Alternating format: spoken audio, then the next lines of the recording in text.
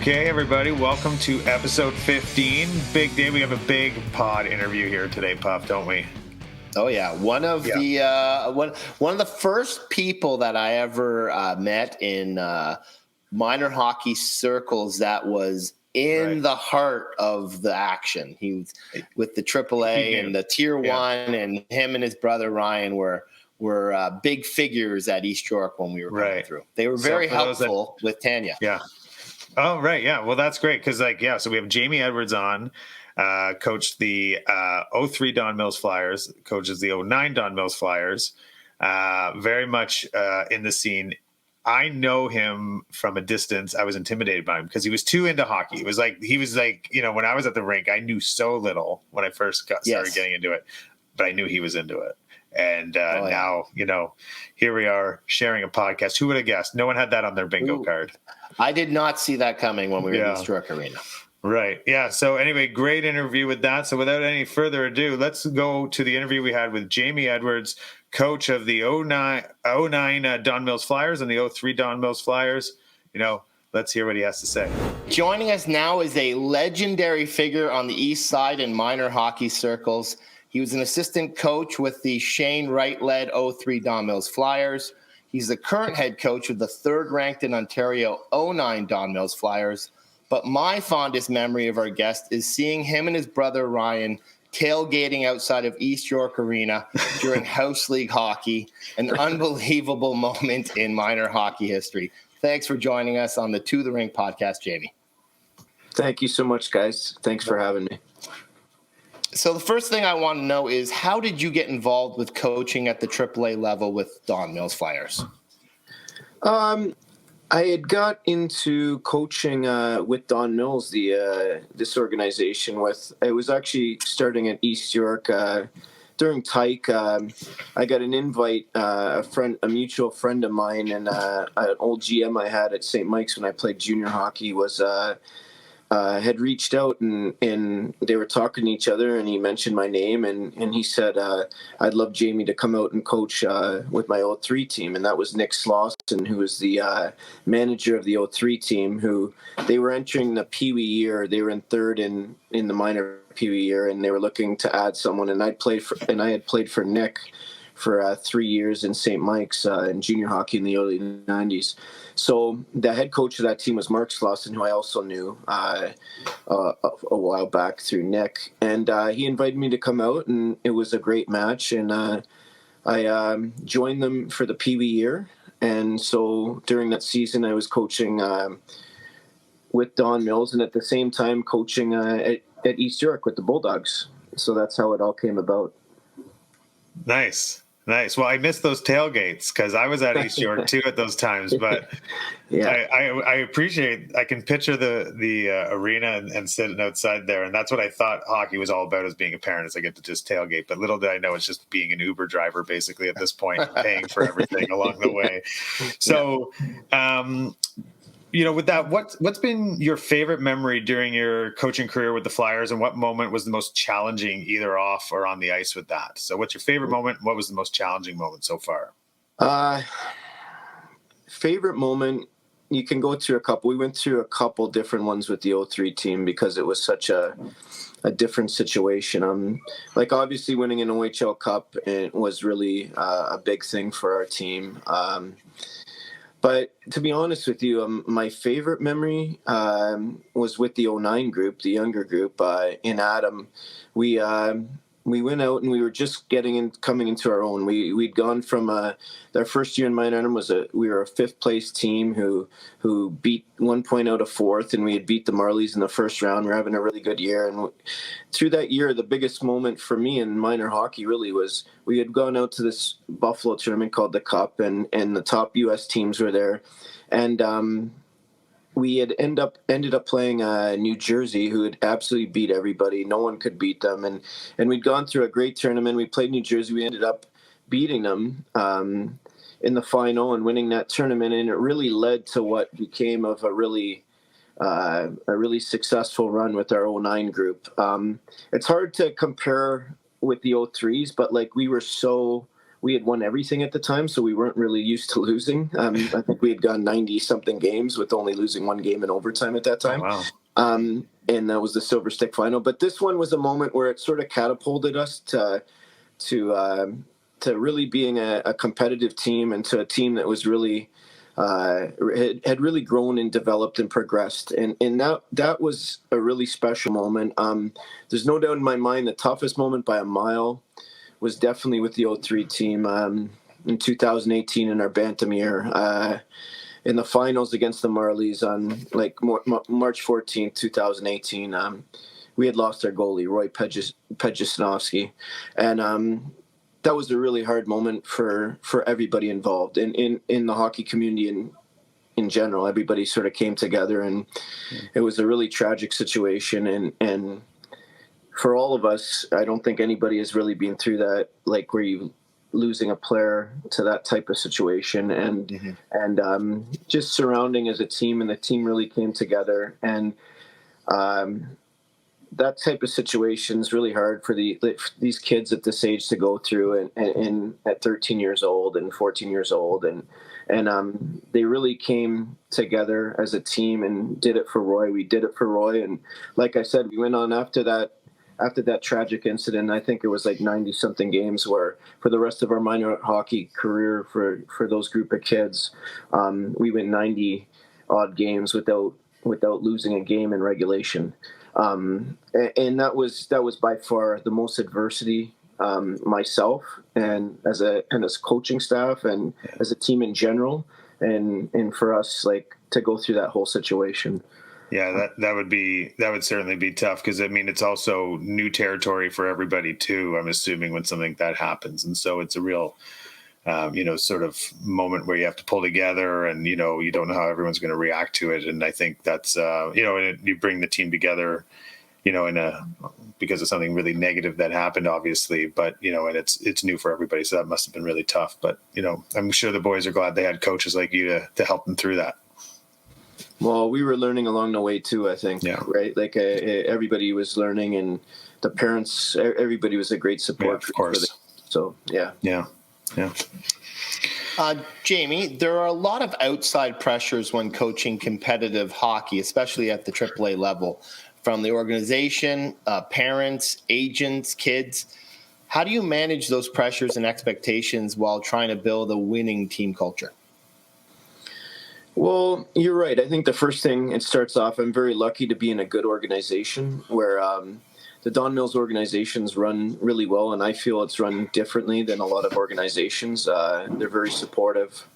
You don't have to worry about things. Like, I think at the end of the day, it's about developing players and progression, and less about wins and losses, and more about the way you play, and are you developing, are you progressing.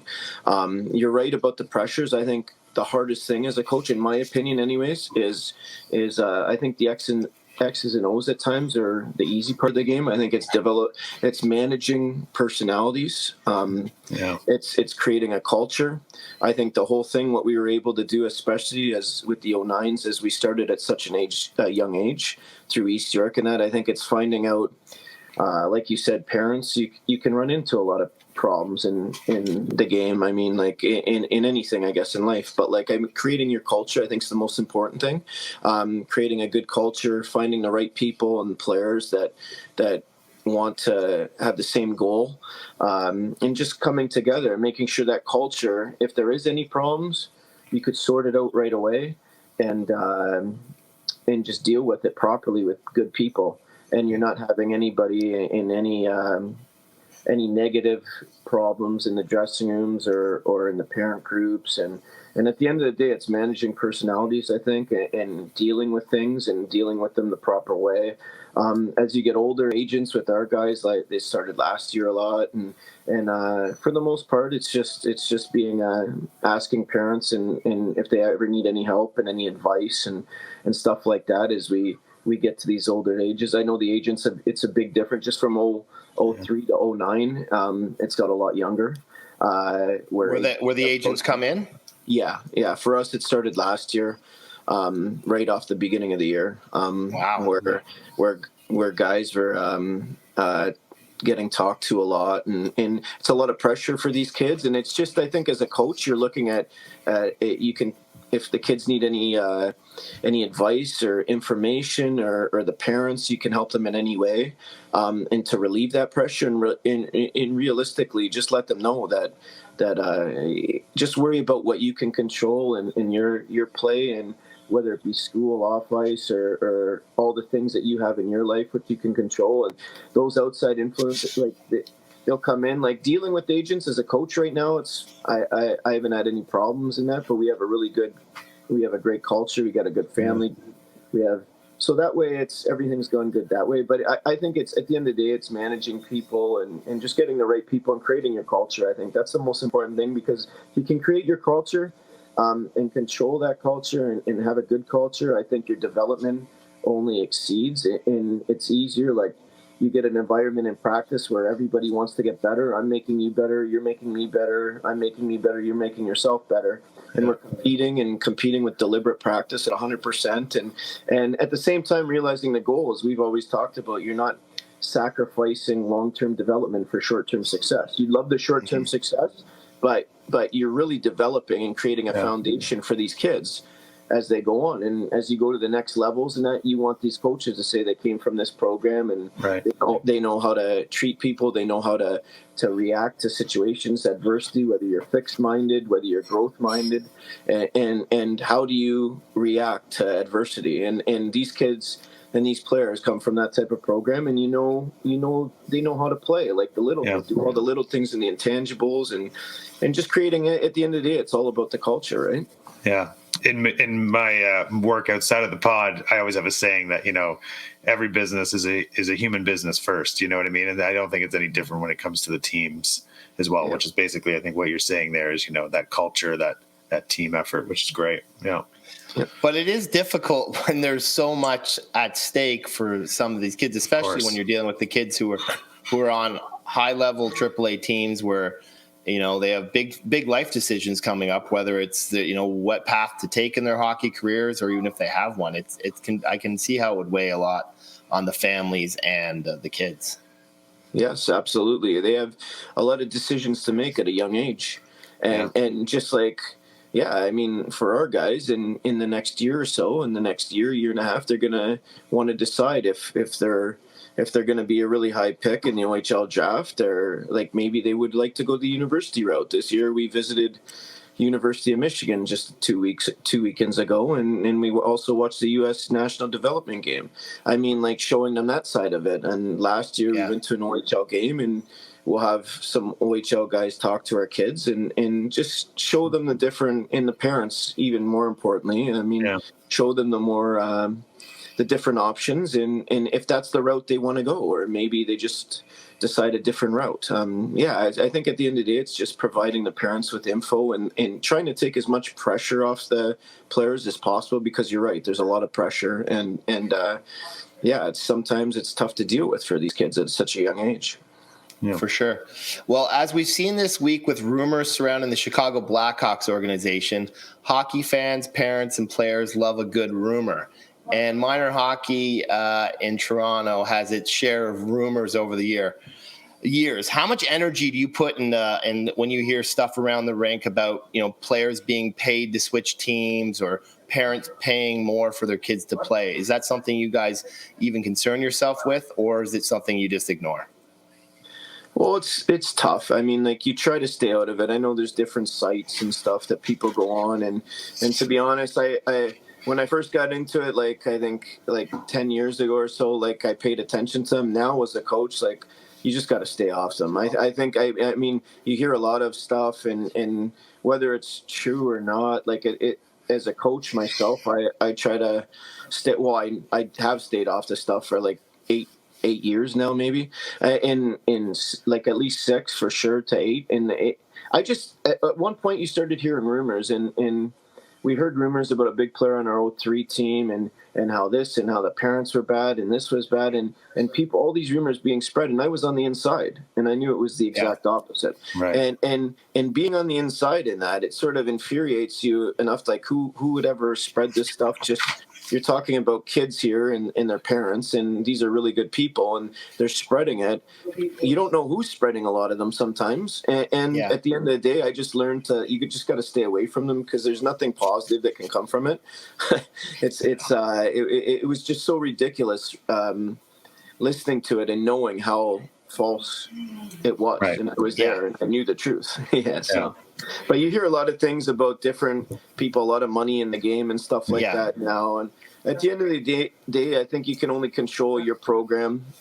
You can control what goes on in your program. You can control your culture. And I think you just got to go from there.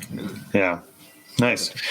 Now, from an outsider's point of view, there seems to be a lot of pressure for the young, talented young hockey players to stay on the ice after the winter season, to play spring, summer hockey. Like there's the Brick Tournament in Edmonton, for instance, instead of other sports. Are you a believer in more hockey? You play the better? Or do you think it's good for young athletes to take a break and try something new in the spring and summer to have some diversity, whatever that may be? Yeah, I'm a big proponent of playing different sports. A lot of our players on our 09 team have always played lacrosse. A lot of them have played lacrosse right up until some of them are still playing field lacrosse. Not as much are playing box as much, but like a lot of field still. I think we had 5 or 6 kids on the same team on a Beast travel team this year. And I don't mind that. I mean, I understand a lot of people at a young age are really big into the spring and summer tournaments, especially the spring. To be honest with you, our 09 program, we've never really done so much spring. We've let people decide on their own. We basically, the one tournament we would do, and we still do, is right during training camp at the end of August. So we give that time off. At the younger ages, we had an optional skate a week throughout the spring and summer. So it was a drop-in. So if you played baseball or lacrosse or anything, you had the option to come if you wanted. It was like a drop-in. So, I mean, but like...